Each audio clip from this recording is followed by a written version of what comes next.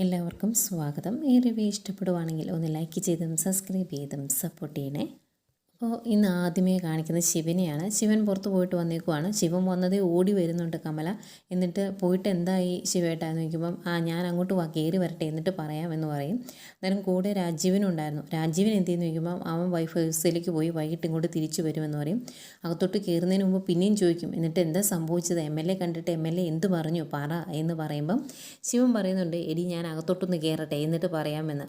അങ്ങനെ അകത്ത് പോയി ഇരുന്ന് കഴിഞ്ഞും പിന്നെയും ചോദിക്കുമ്പോൾ നീ എനിക്ക് കുടിക്കാൻ ഒരു ഗ്ലാസ് വെള്ളം എടുത്തുകൊണ്ട് വന്നേന്ന് പറയും. ഓടി വെള്ളം എടുക്കാൻ പോവുകയാണ് കമല. ഇതറിയാനുള്ള ഒരു ധൃതിയാണ് കമലയ്ക്ക്. കമല അങ്ങ് പോയി കഴിയുമ്പോൾ മനു അവിടെ വന്നിരിക്കും. എന്നിട്ട് പോയിട്ട് എന്തായി വെച്ചാൽ എന്ന് ചോദിക്കുമ്പം MLA പറഞ്ഞിട്ടുണ്ട്, പക്ഷേ ജാമ്യത്തിൻ്റെ കാര്യത്തിലൊന്നും ഇടപെടാൻ പറ്റില്ല എന്ന് പറഞ്ഞു. ഇതൊക്കെ ഒന്ന് ഒതുങ്ങണം, അല്ലാതെ അവർക്ക് ഇതിനകത്ത് പെട്ടെന്ന് കയറി ഇടപെടാൻ പറ്റില്ല എന്ന് പറയുവാണ്. അന്നേരം മനു പറയുന്നുണ്ട്, ഹരിയുടെ കാര്യത്തിൽ ജാമ്യം കിട്ടുമോ എന്ന് എനിക്കറിയത്തില്ല, അവർ പോക്സോ കേസ് കൂടെ അതിനകത്ത് ചേർത്തിട്ടുണ്ട് എന്ന് പറയുക. അന്നേരം ശിവൻ പറയുന്നുണ്ട്, അതെങ്ങനെയാണ് പോക്സോ കേസ് നിലനിൽക്കുന്നത്, ബർത്ത് സർട്ടിഫിക്കറ്റിൽ ആ പെൺകുട്ടിക്ക് 18 വയസ്സ് കഴിഞ്ഞതാണല്ലോ എന്ന് പറയുമ്പം മനു പറയുന്നുണ്ട്, ഹരിയുടെ കാര്യത്തിൽ അവർ ഈ ഒരു പീഡനം മാത്രമല്ല ചാർജ് ചെയ്തേക്കുന്നത്, ഇതിനു മുമ്പും ശരണ്യോട് അവൻ ഈ രീതിയിൽ പെരുമാറിയിട്ടുണ്ട് എന്നുള്ള രീതിയിലാണ് കേസ് എഴുതി പിടിപ്പിച്ചേക്കുന്നത്, അതാണ് പ്രശ്നം എന്ന് പറയുമ്പം ഒരു രക്ഷയില്ല, എന്താ ചെയ്യേണ്ടതെന്ന് അറിയത്തില്ല എന്നൊക്കെ ഇങ്ങനെ പറഞ്ഞുകൊണ്ടിരിക്കുമ്പം കമല വെള്ളം കൊണ്ട് തിരിച്ചു വരും. എന്നിട്ട് ചോദിക്കും, എന്തായി ശിവേട്ട, നമ്മുടെ കൊച്ചിനെ എങ്ങനെയെങ്കിലും രക്ഷിച്ചെടുക്കാൻ പറ്റുമോ എന്ന് ചോദിക്കുമ്പം ശിവൻ പറയുന്നുണ്ട്, ഇപ്പം രാഷ്ട്രീയക്കാർക്കൊന്നും അങ്ങനെ ഇടപെടാൻ പറ്റത്തില്ല, കുറച്ച് കഴിയാതെ നമുക്ക് ഇതിൻ്റെ അകത്ത് പ്രത്യേകിച്ച് ഒന്നും ചെയ്യാൻ സാധിക്കില്ല എന്ന് പറയുമ്പം കമല ചോദിക്കുന്നുണ്ട്, രാജീവൻ എന്തിനാ വൈഫ് ഹൗസിലോട്ട് പോയത്, ഇങ്ങോട്ട് വരാതിരുന്നത് എന്താ എന്ന്. അന്നേരം ശിവൻ ചോദിക്കും, ഇങ്ങോട്ട് വന്നിട്ട് എന്ത് കാണിക്കാനാ, പ്രത്യേകിച്ച് ഇനി ഒന്നും കാണിക്കാൻ പറ്റത്തില്ല, രാഷ്ട്രീയക്കാരുടെ പുറകെ നടന്ന് അവനും മടുത്തു എന്ന് പറയുമ്പം കമല പറയുവാണ്, എങ്ങനെയെങ്കിലും എൻ്റെ കൊച്ചിനെ രക്ഷിച്ചെടുക്കണം, കുടുംബക്കാരോട് ഇത്തിരി സ്നേഹവും കൂറും ഒക്കെ ഉള്ളത് അവന് മാത്രമേ ഉള്ളൂ എന്ന്. അന്നേരം മനു പറയുന്നുണ്ട്, അതെ, സ്നേഹവും കൂറും ഒക്കെ അത്യാവശ്യം കൂടിപ്പോയി, അതുകൊണ്ടാണ് അവൻ കാരണം കുടുംബക്കാർക്ക് പുറത്തിറങ്ങാൻ മേലാത്ത അവസ്ഥയായത് എന്ന്. അന്നേരം കമല പറയുക, അത് അവനൊരു അബദ്ധം പറ്റിയതാണ്, അതിന് മാത്രം പറയേണ്ട കാര്യമൊന്നുമില്ല എന്ന്. അന്നേരം മനു അങ്ങ് ചാടി എന്നേക്കും ദേഷ്യം വരുവേ. എന്നിട്ട് ചോദിക്കുന്നുണ്ട്, ഒരബദ്ധമോ, അവൻ ഇതിനു മുമ്പ് ചെയ്തതൊക്കെ ഒരബദ്ധമായിട്ടാണോ അമ്മ കൂട്ടിയേക്കുന്നത്, അവൻ എന്നതാ അലീനയോട് ചെയ്തത്, അവൾക്ക് മയക്കുമരുന്ന് കൊടുത്ത് അവളെ റേപ്പ് ചെയ്യാൻ ശ്രമിച്ചു, കൂടാതെ അവളുടെ ബാഗിൽ കൊണ്ടേ മുക്കുപണ്ടം വെച്ച് അവളെ അല്ലാത്ത രീതിയിൽ സ്വാധീനിക്കാൻ ശ്രമിച്ചു, കൃഷ്ണജിയോട് പോലും അവൻ മോശമായിട്ട് പെരുമാറിയിട്ടുണ്ട് എന്ന് എന്നോട് അലീന പറഞ്ഞു, അതുകൂടാതെ ഇവിടെ വെച്ച് ബബിത അവൻ്റെ ഫോൺ ഇടിച്ചു പൊട്ടിച്ച് കളഞ്ഞത് എന്തിനാണ് എന്ന് നിങ്ങൾക്കറിയാവോ, അവനൊരു വീഡിയോ റെക്കോർഡ് ചെയ്ത് അവളെ ബ്ലാക്ക്മെയിൽ ചെയ്യാൻ നോക്കി, ഇതെല്ലാം അമ്മയ്ക്ക് ഒരബദ്ധമായിട്ടാണ് തോന്നിയത്, കൊള്ളാം, ഏതായാലും അവൻ ഈ സ്വഭാവം കിട്ടിയത് രാമപുരത്തു നിന്നാണെന്ന് എനിക്ക് മനസ്സിലായി എന്ന് പറയുവാണ്. അന്നേരം ദേഷ്യം വരും കമലയ്ക്ക്. കമല ചാടി എഴുന്നേറ്റിട്ട് ചോദിക്കും, നീ എന്തിനാ എൻ്റെ വീട്ടുകാരെ പറയുന്നത്, എൻ്റെ വീട്ടുകാർ ഇതിൻ്റെ അകത്ത് എന്താ ചെയ്തത് എന്ന് ചോദിക്കും.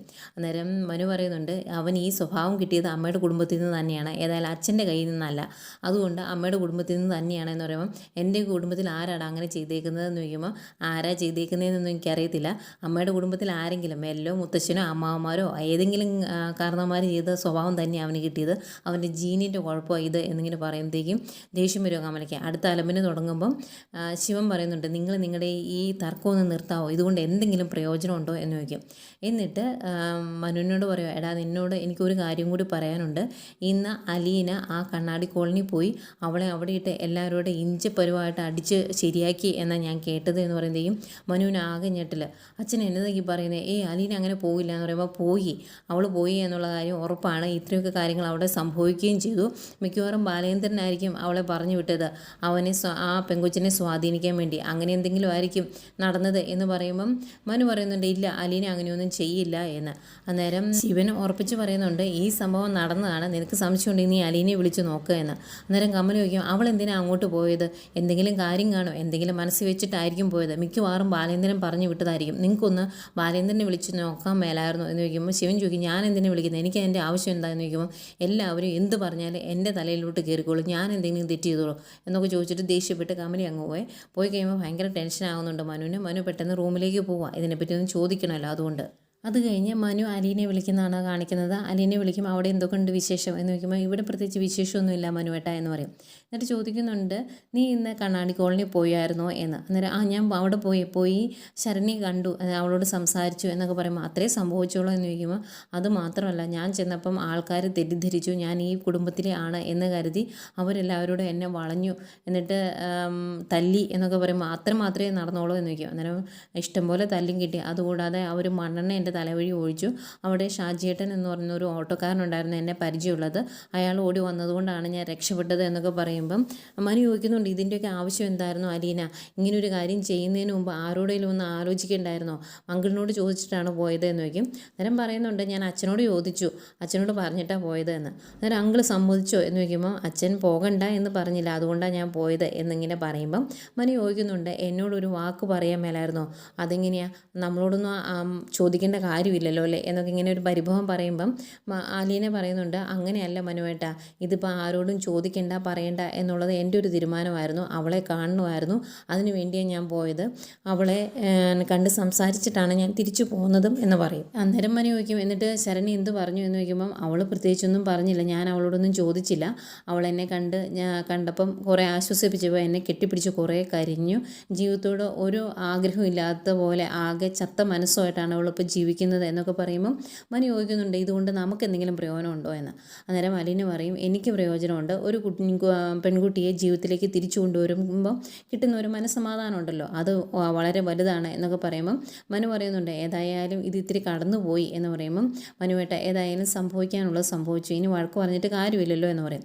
അന്നേരം മനു പറയുന്നുണ്ട്, ആയിക്കോട്ടെ, ഞാൻ 2 ദിവസം കഴിഞ്ഞ് അങ്ങോട്ട് വരുന്നുണ്ട്, അന്നേരം നേരിൽ കണ്ട് സംസാരിക്കാം എന്നൊക്കെ പറഞ്ഞിട്ട് ഫോം വയ്ക്കും. ഫോം വെച്ച് കഴിയുമ്പോഴാണ് അലീന ഓർക്കുന്നത്, ഇതേ സംഭവം രേവതിയോടും പറഞ്ഞില്ലല്ലോ എന്ന്. അടുത്ത വഴക്ക് കിട്ടുന്നതിന് മുമ്പ് രേവതി വിളിക്കുവാണ്. എന്നിട്ട് എവിടെയാണ്, റൂമിലാണോ എന്നൊക്കെ ചോദിച്ചിട്ട് ഈ വിവരങ്ങളൊക്കെ പറയും. പറഞ്ഞു കഴിയുമ്പോഴത്തേക്കും രേവതിക്കുട്ടിയും ചോദിക്കുന്നുണ്ട്, ചേച്ചി എന്ത് ധൈര്യത്തിലാണ് അങ്ങോട്ട് പോയത്? ഇതിനൊക്കെ കുറച്ച് സമയമൊക്കെ എടുക്കണ്ടേ?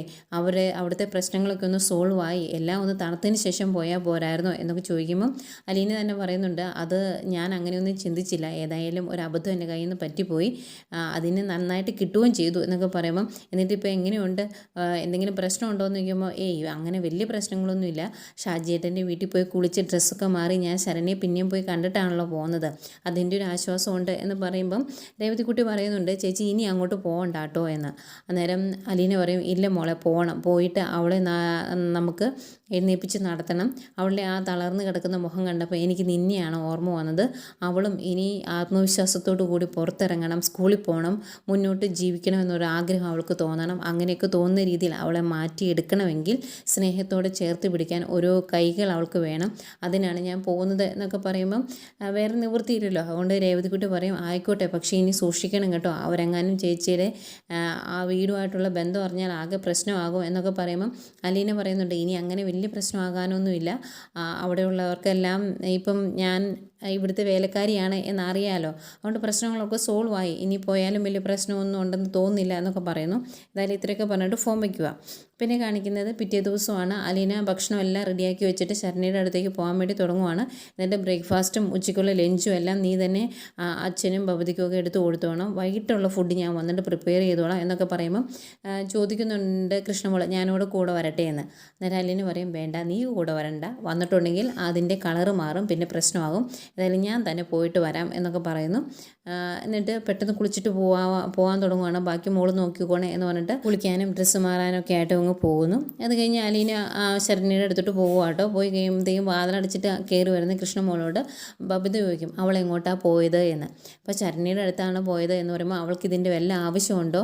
അവൾ ഈ കുടുംബത്തിൽ ഇവിടെയുള്ളവരുടെ കൂടെയല്ലേ നിൽക്കേണ്ടത്, അവൾ എന്തിനും ഇങ്ങനെയൊക്കെ ചെയ്യുന്നത് എന്ന് ചോദിക്കുമ്പം അതിന് ചേച്ചി ചെയ്തതിൽ എന്താ കുഴപ്പം, ആങ്ങളെ തെറ്റ് ചെയ്തിട്ടുണ്ടെങ്കിൽ ഇവൻ തെറ്റ് ചെയ്തതാണ് എന്ന് മുഖത്ത് നോക്കി പറയും ചേച്ചി, അതാണ് ചേച്ചിയുടെ സ്വഭാവം.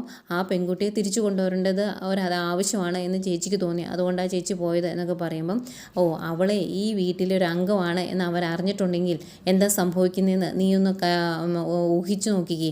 ഏതായാലും അച്ഛൻ്റെ മോളാണ് എന്നാണല്ലോ പറയുന്നത്, അങ്ങനെയാണെങ്കിൽ രോഹിയേട്ടൻ അവളെ ആരായിട്ട് വരും? സ്വന്തം ആങ്ങള. അന്നേരം സ്വന്തം ആങ്ങളയുടെ കൂടെയല്ലേ നിൽക്കേണ്ടത് എന്നൊക്കെ ചോദിക്കുമ്പം കൃഷ്ണമോള് പറയുന്നുണ്ട്, സ്വന്തം ആങ്ങളെ തെറ്റ് ചെയ്തിട്ടുണ്ടെങ്കിൽ അത് തുറന്നു പറയും, അത് ചേച്ചിയുടെ രീതിയാണ് എന്ന്. അന്നേരം ബബിത പറയുവാണ്, അതെങ്ങനെ അവൾക്ക് ഇവിടെ ചോറും അവിടെ കൂറുക ആ രീതിയിലല്ലേ അവളിപ്പോൾ കാണിക്കുന്നത് എന്ന് വയ്ക്കുമ്പം ഇവിടുന്ന് ചോറ് ഉണ്ണുന്നുണ്ട് എന്ന് കരുതി ഇവിടെ നടക്കുന്ന എല്ലാ കൊള്ളരുതായ്മയ്ക്കും കൂട്ടുപിടിക്കേണ്ട കാര്യമൊന്നും ചേച്ചിക്കില്ല. രോഹിയേട്ടൻ ഒരിക്കലും ഒരു പെണ്ണിനെയും കൊണ്ട് ഈ വീട്ടിൽ വന്ന് കയറിയതാണ്. അന്ന് ചേച്ചി അതിനെ തടഞ്ഞു. അതുപോലെ നീയും ഒരു തേനീച്ചത്തലേനെയും കൊണ്ട് വന്നതല്ലേ, അതും തടഞ്ഞത് ചേച്ചി തന്നെയാണല്ലോ. ചേച്ചി റേപ്പ് ചെയ്യാൻ തുടങ്ങിയപ്പോഴും അതെല്ലാം ചെറുത്ത് തോൽപ്പിച്ച് രക്ഷപ്പെട്ടത് ചേച്ചി തന്നെയല്ലേ. അങ്ങനെയുള്ള എല്ലാ കാര്യങ്ങളും ചേച്ചി ചെയ്തിട്ടുണ്ടെങ്കിൽ ഇതും ചേച്ചി ചെയ്യുമെന്ന് പറയും. അന്നേരം അതങ്ങ് ഇഷ്ടപ്പെടുന്നില്ല ഭവതിക്ക്. ഓ, ചേച്ചിയെപ്പറ്റി പറയുമ്പോൾ നിനക്ക് 100 നാവാണല്ലോ അല്ലേ എന്ന് പറയുമ്പോൾ അതെ, എനിക്ക് അങ്ങനെ തന്നെയാണ് എന്ന് പറയുന്നുണ്ട്. അന്നേരം ബബിത ദേഷ്യപ്പെട്ട് പറയുവാണ്, ആ പെണ്ണിന്തിന് അവരുടെ കൂടെ പോയത്? സ്വന്തം കാര്യം സ്വന്തമായിട്ട് നോക്കണമായിരുന്നു, സ്വന്തമായിട്ട് സൂക്ഷിക്കണമായിരുന്നു. അത് ചെയ്യാത്തത് കൊണ്ടല്ലേ എന്ന് ചോദിക്കുമ്പം കൃഷ്ണമോള് ചോദിക്കും, അങ്ങനെയാണോ ചേച്ചിനെ സൂക്ഷിക്കാറുണ്ടോ? ചേച്ചിയുടെ കാര്യങ്ങളൊക്കെ ചേച്ചി നല്ല രീതിയിലാണോ ചെയ്യുന്നത് എന്ന് തിരിച്ചു ചോദിക്കുകയാണ് കൃഷ്ണമോൾ.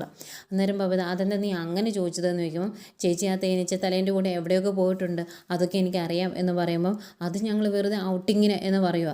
അന്നേരം കൃഷ്ണമോൾ പറയുന്നുണ്ട്, ഇതും ഔട്ടിങ്ങിനാണ് എന്ന് പറഞ്ഞ് കൂടെ പോയത്. അവർ ചെയ്ത തെറ്റിന് ആ പെൺകുച്ചിനെ പഴിക്കാൻ പറ്റുമോ എന്ന് ചോദിക്കുവാണ്.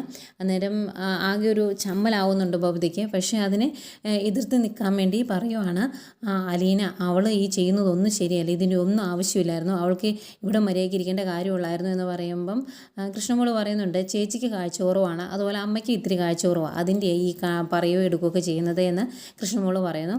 അതൊന്നും ഇഷ്ടപ്പെടാൻ നിൽക്കുന്ന ബബിതയെ കാണിച്ചുകൊണ്ടാണ് ഇന്നത്തെ എപ്പിസോഡ് അവസാനിക്കുന്നത്.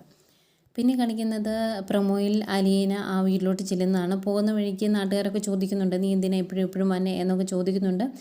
ശരണ്യെ കാണാൻ വേണ്ടി മാത്രമാണ്, വേറെ ഉദ്ദേശമൊന്നും ഇല്ല എന്നൊക്കെ പറയുന്നു. അങ്ങോട്ട് ചെല്ലുമ്പോഴും ശരണ്യയുടെ ചേട്ടൻ ഗോപന് അങ്ങ് ഇഷ്ടപ്പെടുന്നില്ല കേട്ടോ അലീന അങ്ങോട്ട് ചെല്ലുന്നത്. അത് ഇഷ്ടക്കേടാണ് എന്ന് അവൻ പറയുന്നുണ്ട്. പക്ഷേ ശരണ്യെ കണ്ടു കഴിയുമ്പോഴത്തേക്കും ശരണ്യോട് ഓരോ കാര്യങ്ങൾ പറഞ്ഞ് അവൾ എഴുന്നേപ്പിച്ചിരുത്തി ഭക്ഷണം കൊടുത്തിരുന്നെങ്കിൽ അവൾക്ക് കുറച്ച് ഉണർവൊക്കെ വരും. ഇത് കാണുന്ന അമ്മയ്ക്ക് ഭയങ്കര സന്തോഷം. അമ്മ അത് അച്ഛനോട് വന്ന് പറയുന്നുണ്ട്, മോളെ എഴുന്നേപ്പിച്ചിരുത്തി ആ കൊച്ച് പറയുന്ന ഓരോ കാര്യങ്ങൾ കേൾക്കുമ്പോൾ നമുക്ക് തന്നെ എന്ത് സമാധാനമാണെന്ന് അറിയാവോ എന്ന് പറഞ്ഞാൽ ഭയങ്കര സന്തോഷത്തോടെ അച്ഛനോടും ആങ്ങളമാരോടൊക്കെ വന്ന് പറയുവാണ് അമ്മ. അതുപോലെ അലീന ശരണ്യയ്ക്ക് ചോറ് വാരി കൊടുത്ത് ഭക്ഷണം കഴിപ്പിക്കുകയൊക്കെ ചെയ്യുന്നുണ്ട്. അങ്ങനെ കുറേ നല്ല നല്ല സീൻസ് ഇതൊക്കെയായിരുന്നു ഇന്നത്തെ എപ്പിസോഡ്. അതുപോലെ ഇതിനിടയ്ക്ക് അലീന ശരണ്യെ കാണാൻ പോയ കാര്യം ബബിത വൈജയന്തിയോട് വിളിച്ച് പറയുന്നുണ്ട് കേട്ടോ. അത് കേട്ട് കഴിഞ്ഞാൽ എന്തൊക്കെയോ ചിന്തിച്ച് കിടക്കുന്ന വൈജയന്തിയും കാണിക്കുന്നുണ്ട്.